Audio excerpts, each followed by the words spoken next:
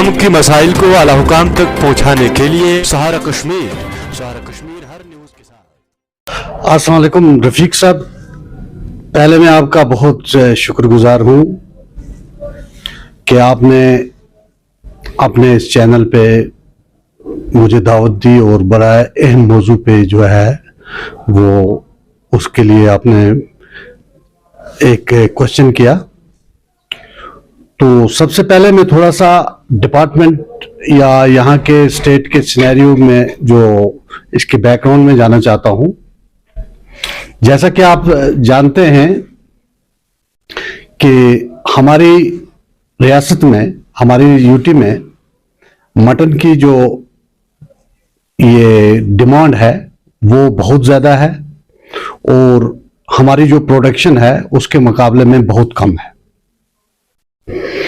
तो इस सूरत में हमें बहुत सारी जो मटन पे जो अखराजात आते हैं बाहर की स्टेटों से, मटन को जो हम इंपोर्ट करते हैं, तो उससे हमारा बहुत सा जो कैपिटल है वो फ्लाइट होती है हमारी नेबरिंग स्टेट्स में, चाहे वो हरियाणा हो, पंजाब हो, राजस्थान हो। तो गवर्नमेंट जो हमारी है यूटी की, उसने इस चीज को मद्देनजर रखते हुए ये इस चीज पे जोर दिया गया कि यहाँ की लोकल प्रोडक्शन को बढ़ाया जाए, जिससे जो हमारा ये डिमांड है मटन की ये यहाँ पे पूरी हो सके और हमें बाहर जो हमारा इतना पैसा जो है वो फ्लाइट हो रहा है वो रुके। जो बहुत सारी जो स्कीमें हैं हमारी यूटी ने यहाँ पर लॉन्च की है, उसमें एक अहम स्कीम जो है इस वक्त मशहूर है वो है ISDS, integrated sheep development scheme. ये जो स्कीम है इसमें हमारे पास एक साल के टारगेट फिक्स होते हैं। इसमें डिफरेंट कंपोनेंट हैं। पहला कंपोनेंट जो होता है वो उसमें हमें जो एनिमल्स होते हैं यूनिट खड़ा करने के लिए एक नौजवान को हम फ्री ऑफ कॉस्ट देते हैं। उसमें यह होता है कि ज्यादातर टारगेट हमारे पास जो पढ़े लिखे नौजवान होते हैं और BPL के लोग ज्यादातर आते हैं या ST कैटेगरीज के होते हैं या फिजिकली चैलेंज वगैरह लोग जो हैं वो इसमें आते हैं। तो इसमें जो पहले हम लाइव स्टॉक देते हैं 10 ईव्स, 10 भेड़ों का, उसको हम फ्री ऑफ कॉस्ट देते हैं। वो यानी कि उसका जो कीमत है वो गवर्नमेंट खुद बर्दाश्त करती है, डिपार्टमेंट खुद बर्दाश्त करता है। लेकिन इसमें ऐसा है कि हर एक को हम एब्जॉर्ब इसलिए नहीं कर सकते क्योंकि इसके लिए हमारे पास कुछ फिक्स्ड टारगेट्स होते हैं। फॉर एग्जांपल, हमारे पास अगर 50 यूनिट आता है पूरे डिस्ट्रिक्ट में, तो इस डिस्ट्रिक्ट में जब हम ब्लॉक लेवल पे जाते हैं तो वो हर ब्लॉक में 5-5 या 6-6 यूनिट ही हम कर पाते हैं। तो जहां तक हमारा एप्लीकेंट्स का ताल्लुक होता है वो एप्लीकेंट्स हमें हजारों में आते हैं।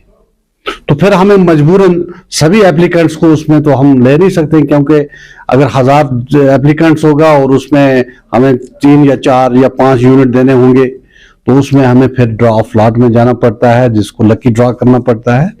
तो जो जिसमें ड्रॉ में जो आता है तो उसी को ही वो यूनिट हम देते हैं। दूसरा जो हमारा कंपोनेंट है वो है सब्सिडी का। उसमें ऐसा होता है कि अगर आपको 20 भेड़ों का हम यूनिट जो एस्टेब्लिश करते हैं उसकी कीमत अगर 2 लाख है तो उसमें 50% सब्सिडी जो है वो डिपार्टमेंट बर्दाश्त करता है और 50% जो है वो बेनिफिशियरी को ही देना पड़ता है। तो इसमें जो फ्री ऑफ कॉस्ट जो पार्टिसिपेटरी मोड जो जिसकी पहले मैंने बात की, उससे इसमें थोड़ा ज्यादा आते हैं। तो इसमें टारगेट थोड़ा, अगर उसमें 5 आते होंगे तो इसमें 7, 8 या 6 ब्लॉक वाइज हमें डिस्ट्रीब्यूट करने पड़ते हैं इसमें। तो इसमें भी यही होता है कि इसमें भी एप्लीकेशंस बहुत ज्यादा होती हैं, फिर इसमें भी हम सिलेक्शन जो है वो ड्रॉ ऑफ लॉट के जरिए ही करते हैं। इसके बाद हमारे पास एक और कंपोनेंट है जो है शेयरिंग कंपोनेंट। देखिए, जो भेड़ों की जो ऊन है वो साल में 2 बार उतारी जाती है। तो उसमें ऐसा है कि पहले जो है वो हाथ से हम उतारते थे, जो हमारा रवायती सिस्टम था। उसमें भेड़ को काफी तंग भी होती थी उसके बाद उसको जख्म भी आते थे, और जो वूल हम हार्वेस्ट करते थे उससे, उसकी भी जो क्वालिटी थी वो उतनी अच्छी नहीं होती थी, उसकी लेंथ यूनिफॉर्म नहीं आती थी।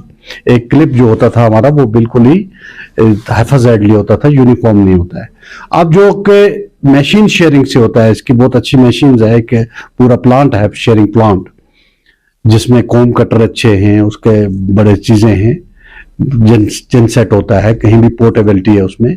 तो उसके जरिए हम जो शेयरिंग करते हैं उससे हमें एक तो यूनिफॉर्म क्लिप आता है, और दूसरा जो सफरिंग ऑफ एनिमल्स है, एनिमल्स को जो अजियत होती है वो बहुत कम होती है इससे।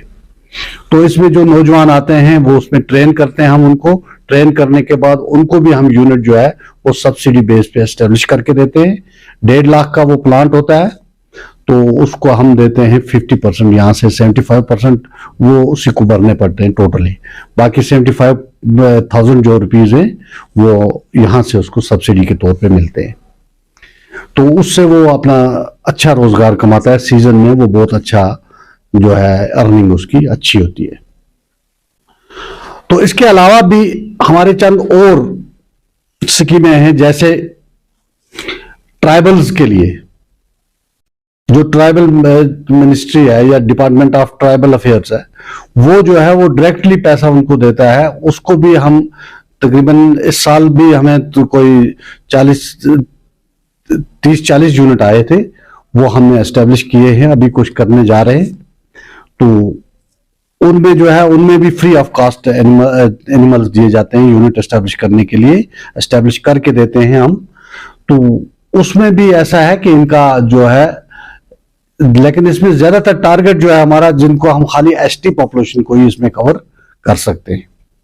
तो इस साल चंद, जिस तरह आपने पूछा था कि इस साल आपने कितने यूनिट किए, तो पहली स्कीम जिसकी मैंने आपको बात की थी ISDS में, उसमें तकरीबन हमने 150 जो यूथ थे डिस्ट्रिक्ट के उनको इसमें इन्वॉल्व किया। किसी को शेयरिंग्स में, इनमें 5-10 आदमी जो हैं वो शेयरिंग प्लांट में गए, शेयरिंग प्लांट दिया, उनको ट्रेनिंग दी। उसके बाद ISDS जो पार्टिसिपेटरी मोड था, जिसमें फ्री ऑफ कॉस्ट एनिमल मिलते थे, उसमें एब्जॉर्ब किए।